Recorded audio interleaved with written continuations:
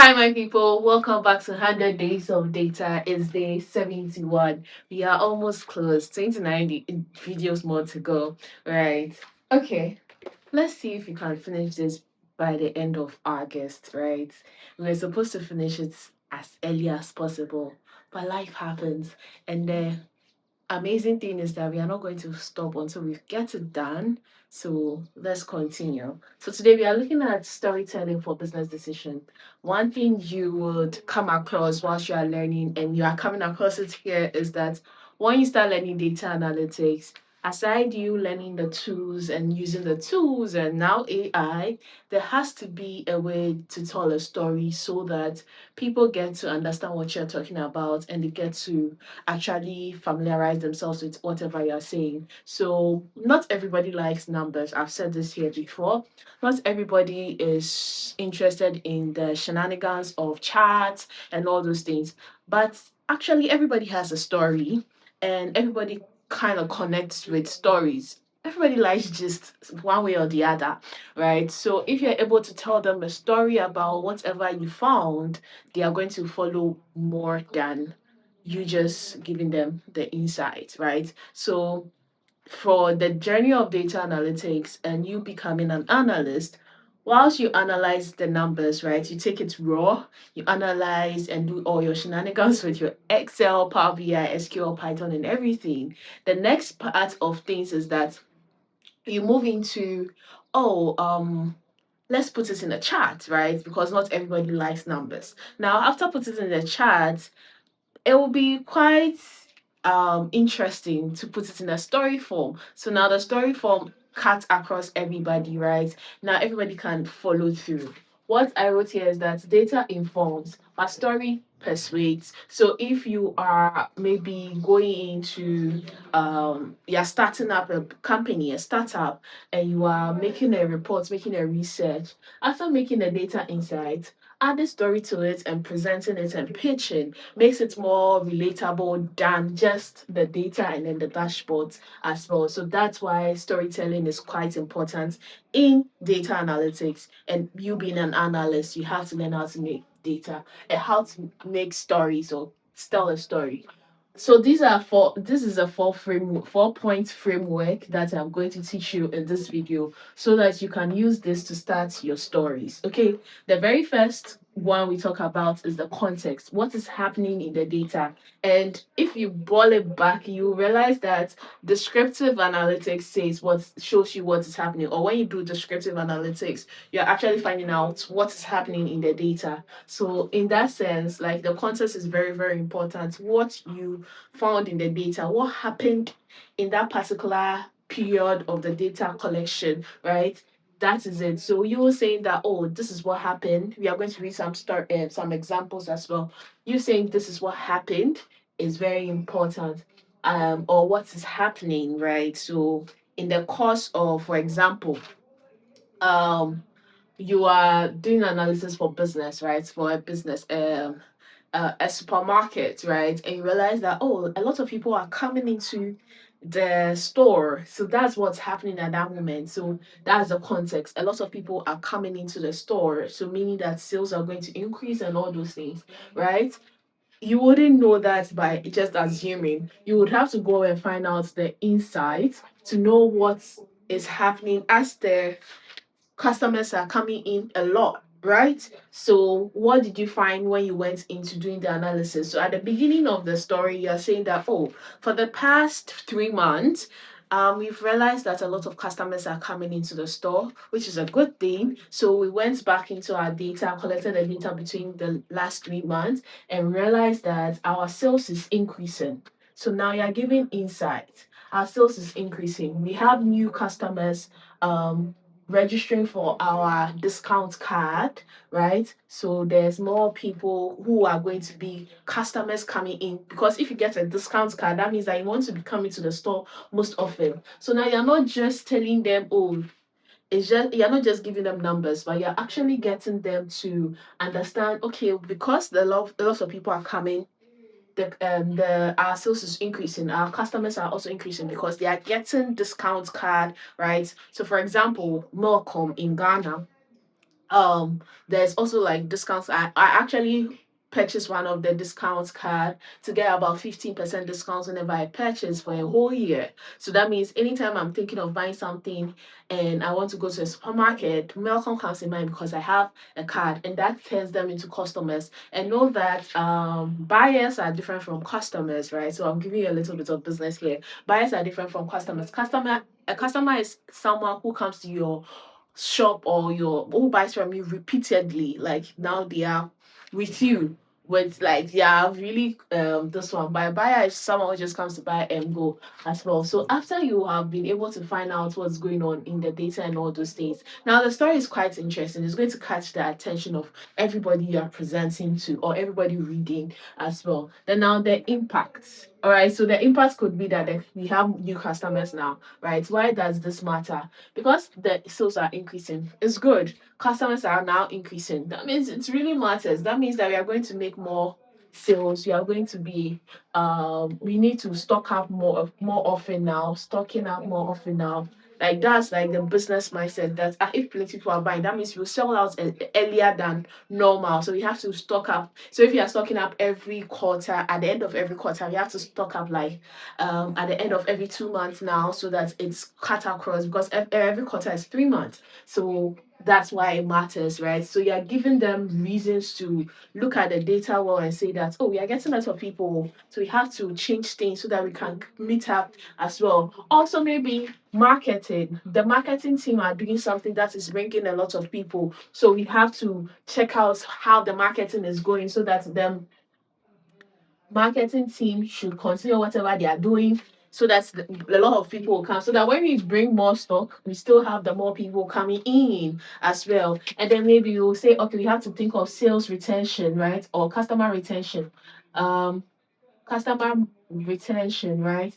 Aside the customers having the discount card, what can we do for them to stay for longer, right? So you are telling them what matters, the importance of it. So for when it comes to business decisions, these are like the key things you have to look out for. Like you just don't have to just say, "Oh, I've shown you the data and that is it." No, no, no, no. You have to do more than that. You have to speak the business language. Okay, all right. So I'm so happy that we are doing this season because it's not just about me teaching the tools and all that. We are giving you what needs to go into business and everything. We are going to go into business intelligence as well. So you're going to get a lot from this channel as well. So stay tuned.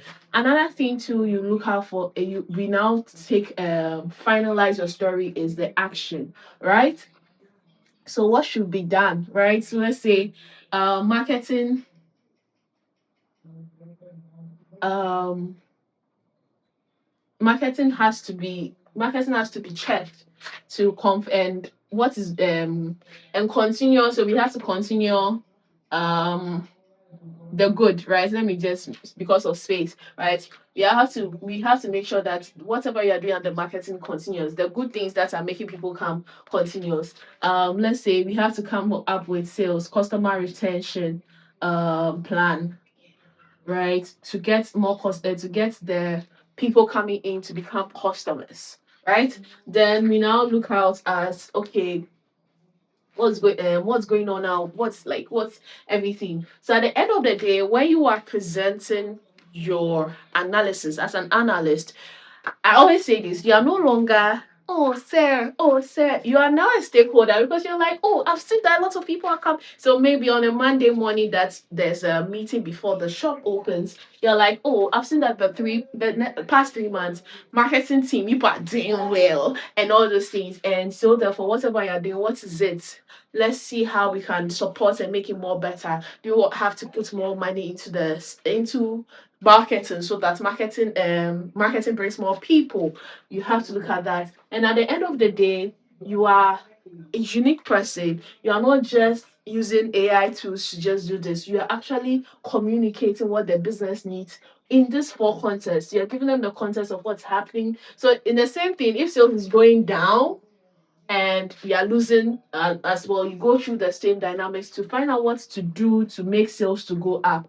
Businesses are in to make sales and impact one way or the other, so you have to know your success story of the business and then look at the context that's happening and do that as well. This makes your storytelling in business different from any other person and makes you a stakeholder than you just being a random person doing analysis in your firm. Okay. All right, so let's look at an example here. The difference between a report and a story, right? A report tells you what happened, right? So when we say a report, right, it's more of like you just going out and as I said, you on a Monday morning, you're having a report like you're just telling them, oh, this is what happened, la la la la la, and you're good to go. But a story tells you what happened, why it matters, and what you should do next. And whenever you go out to say that, in fact, everybody just sees you as intelligent. Tell them that if they don't see you as intelligent, Miss Mailiana said they have to see you as intelligent because you just didn't tell them what happened. You are telling them what happened, why it matters, what they should do next. They should give you some respect. Okay. All right. So let me give you an example. Sales in the North region was £820,000 in Q2 compared to 1 million pounds in Q2 of last year, right? That's a report. But a story is what the North region has lost 240,000 in revenue this quarter, equivalent to 8% of our annual target. Without intervention, the region will not recover in H2. Let me take that again. The North region has lost 240,000 in in revenue this quarter, equivalent to 8% of our annual target. Without intervention, the region will not recover in H4. So you can see that we have told them what happened, but we told them in a very nice way. We did the calculation. We subtracted the 820 from the 1 million to know what is left. That is the loss that we've incurred. So now you're not just telling them what we received, but we are telling them what we receive and how it matters, like why it's like we've lost. Do you get? And then now we move on to say that okay, if that's like 8% of what we want to hit. So if we don't hit it now, it's going to make a mess. We won't be able to recover. That's the whole story that shows that you are giving them insights. You are giving them insights. So please, please, please take note of that as well. All right, so let's see structuring your audience. Okay, so let's take that and we call it a wrap and get some examples again, and we call it a wrap. Okay.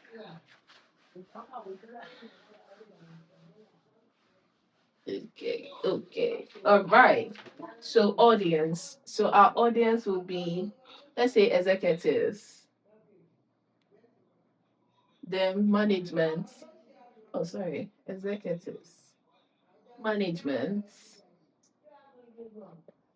then operations. There are other team, operational team.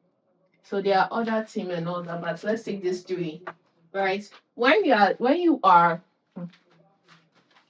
sorry, when you are speaking to executives, okay, lead with impact and recommendation. And recommendation. All right. Then when you yeah, so and then executives they don't have time, right? We, the executives, we don't have time. So immediately, this is what happened. Recommendation, just like the example I gave earlier, and then they know what to do. Keep it brief, short, and simple. Pam, they are good to go. Okay. When it comes to management, give them insights, give them trends, and then recommend, right? So the management is they are doing mostly like checking everything. So they need to know the trend that's happening, the insights that's going on, so that they know what to do and give them recommendation. I really emphasize on this recommendation part because that's where you show that you are intelligent. I don't mean bad. Like that's when you show your relevance. That's where you show that you're a stakeholder. That's where you show that you are not just looking at the numbers for them, you are telling them what to do to make better. Without you, they will just be playing hide and seek and assumptions and be going in blindly. But yeah, if you always try, always give a recommendation, not try, give. Okay. Then the final one, operation. Operation is like the whole thing. You give them context, you give them details because they will need to put in the work immediately, right? So you give them details and you give them actions. So actions are still something like recommendation at this point. And then immediate, like actions to be taken immediately. Actions to be taken immediately. Please, please, please. Like, so know your audience. And most of the time, this is where your audience will fall in executive management and operations. And that's going to help you give a better story, position yourself, show your relevance, show your stakeholder responsibility, and be great at it as well. So let's see some examples then. We'll call it a wrap. Okay. So example is an analyst presented customer data instead of just showing a rising rate. They framed it in this context. All right. So the context is the Shan rose from 4% to 7% in 6 months. The insight is what customers who contacted support more than customers who contacted support more than twice are 4 times more likely to be retained, right? Impact is what projected annual revenue loss is 1 million. So we've talked about the context, the insights, the impact. The action is recommend a proactive outreach program for high contact customers because they have the money, right? Now let's look at another example. A business analyst presenting to the board uses one chart showing declining in NPS scores alongside a written story. The score dropped 12 points.